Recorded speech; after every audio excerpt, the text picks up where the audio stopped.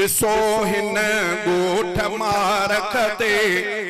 खुदा रहमत वसाई आ के आलिम थिया के हाफिज़ थिया ही धरती रब सजाई आ ही 1999 में ठहियो हिकु बाबु इस्लामी हाजी मोहम्मद सजल बेशक मारो चिराग इस्लामी इंडिया दे बागी कमाल कही पचाइया के आलिम थिया के हाफिज़ थिया ही धरती रब सजाइया जॾहिं तारी अब्दुल्लाह प्यारे पेर हो पातो तॾहिं तालीम दीनीअ जो हिते बेशक उरूज आयो हिते मशहूर कारीअ जी वफ़ा मेहनत सचाई आ हिते दर्स निज़ामीअ जो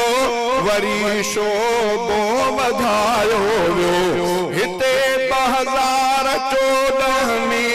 निरालो रंग रचायो वियो वलियनि आलिमन खे पग प्यारी अॼु बधाई आ बणिया यार मिठा हाफिज़ प्यारा ॾह मिठा आलिम सभिनी जे लाइ दुआ आहे रहन सब दीन ते कायम पढ़ा जिने जा बचा पंहिंजा उन्हनि सां थी भलाई आ हिते उस्ताद 10 अरबी संदा हाणे पढ़ाइनि था भलारा 4 कारी भी मिठा मेहनत मल्हाइनि था हा मौलाना मुनव्वर हिते ॾेखारी वाह सचाई आ हिते उस्ताद मुहतमिम आहे साईं इसहाक प्यारो ॾिस पढ़ाए तो शहज़ादा सजण हिते इल्म सोहारो हिते उस्ताद हर हिक जी बुद्धि मेहनत वफ़ाई आ अॼु सो हिन ॻोठ मारख ते खुदा रहमत वसाई आ के आलिम थिया के हाफिज़ थिया ही धरती रब रहमत वसाई आ के आलिम थिया के हाफिज़ थिया ही धरती रब सजाई आ ही 1999 में ठहियो हिकु बाबु इस्लामी